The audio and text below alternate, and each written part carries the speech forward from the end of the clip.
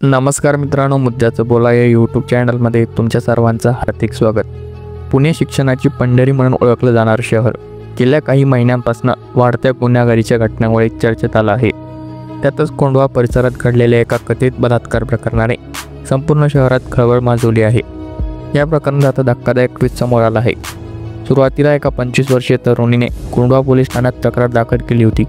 एका 28 ते 30 वर्षीय कुरिअर डिलिव्हरी बॉयने तिच्या चेहऱ्यावर स्प्रे मारून तिच्यावर अत्याचार केला. मात्र पोलीस तपासातून हे प्रकरण पूर्णपणे खोटं असल्याचं उघड झालं. खरं तर तथाकथित कुरिअर बॉय हा तरुणीचा बॉयफ्रेंड होता आणि दोघेही गेल्या 1.5 ते 2 वर्षापासून शारीरिक संबंधात होते.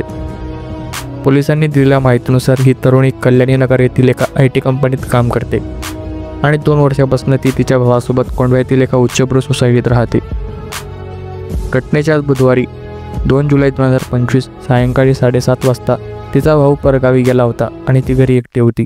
त्यावेळी तिचा बॉयफ्रेंड तिच्या फ्लॅटवर आला. तो नेहमी सोसायटीच्या गेटवर कुरिअर बॉय असल्याचं भासवून आत शिरला. यापूर्वी तो अनेकदा असं तिच्या घरी यायचा आणि तरुणी त्याला फोनवर तुजारा देऊन गेटवरून प्रवेश मिळवून द्यायची, जेणेकरून त्यांचं खरं नाव रजिस्टरमध्ये नोंदवलं जाऊ नये. त्या दिवशी बळजबरीने शारीरिक संबंध ठेवण्याची इच्छा व्यक्त केली, पण तरुणीने मासिक पाळीचं कारण देऊन नकार दिला. तरीही तरुणीने बळजबरी अर्धवट शारीरिक संबंध प्रस्थापित केले, ज्यामुळे दोघांमध्ये वाद झाला. संतापलेल्या तरुणीने पोलिसांकडे जाऊन खोटी तक्रार दाखल केली.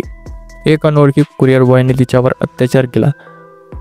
तक्रारीत तिने असंही सांगितलं की आरोपीने तिच्या चेहऱ्यावर स्प्रे मारला, तिला धमकावलं, तिच्यासोबत सेल्फी काढली आणि परत 3 असा मेसेज तिच्या मोबाईलवर लिहिला.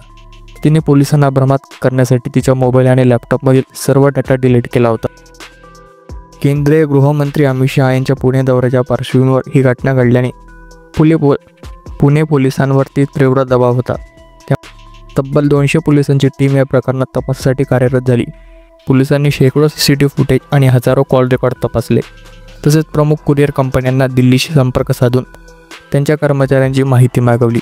पोलिसांनी अवघ्या 48 तासात तरुणाला ताब्यात घेतलं.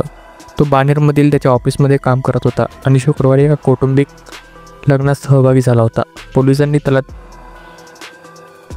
पोलिसांनी त्याला लग्नाच्या ठिकाणाहून ताब्यात घेतलं. चौकशीतून असं समोर आलं की तरुण आणि तरुणी गेल्या 1.5 वर्षापासून मैत्रीच्या नात्यात होते आणि त्यांच्या कुटुंबामध्येही परिचय होता. तक्रार खोटी असल्याचं स्पष्ट झाल्याने पोलिसांनी तरुणीला सोडून दिलं. तरुणीने आपल्या तक्रारीत सांगितलं होतं की एक अनोळखी कुरिअर बॉयने कागदपत्रावर स्वाक्षरी सेफ्टी डोअर उघडला, तिच्या चेहऱ्यावर स्प्रे मारला आणि तिच्यावर अत्याचार केला. तिने हे सर्व प्रकरण खरे वाटावे यासाठी तिच्या मोबाईलमधील डेटा डिलीट केला. मात्र पोलिसांनी तपासादरम्यान तिच्या आणि तरुणाच्या नात्याचा पर्दाफाश केला. या प्रकरणात कोणताही अत्याचार किंवा लैंगिक छळ झाला नसल्याचं पोलिसांनी स्पष्ट केलं. पुणे परिमंडळ 5चे पोलीस उपायुक्त डॉक्टर राजीव कुमार शिंदे आणि कोंढवा पोलीस ठाण्याचे वरिष्ठ पोलीस निरीक्षक विनय पाटणकर यांनी तातडीने घटनास्थळी भेट देऊन तपास सुरू केला. पोलिसांनी केलेल्या कसून तपासामुळे या प्रकरणात खोटी तक्रार उघड झाली. तक्रारदार तरुणी आणि तिच्या बॉयफ्रेंड यांच्यातील वैयक्तिक वादामुळे ही तक्रार झाल्याचं दाखल पोलिसांनी सांगितलं. या घटनेने कोंढवा परिसरात आणि पुण्यात खळबळ माजली होती. सुरुवातीला या प्रकरणाला मिळालेल्या प्रसिद्धीमुळे आणि कथित कुरिअर बॉयच्या कृत्यामुळे महिलांच्या सुरक्षिततेवर प्रश्नचिन्ह उपस्थित झालं. महाराष्ट्र राज्य महिला आयोगाने या प्रकरणाची दखल घेऊन पुणे पोलिसांना तातडीने कारवाईचे निर्देश दिले. एक्सवरही या प्रकरणावर अनेकांनी चिंता व्यक्त केली, परंतु पोलीस तपासातून खरे सत्य समोर आल्याने हा सगळा प्रकार लव्ह सेक्स आणि धोक्याचा खेळ असल्याचं स्पष्ट झालं. कोंढवा प्रकरणाने सुरुवातीला पुण्यातील महिलांच्या सुरक्षिततेवर प्रश्न उपस्थित केले होते, परंतु पोलिसांच्या वेगवान आणि कसून तपासामुळे सत्य समोर आलं.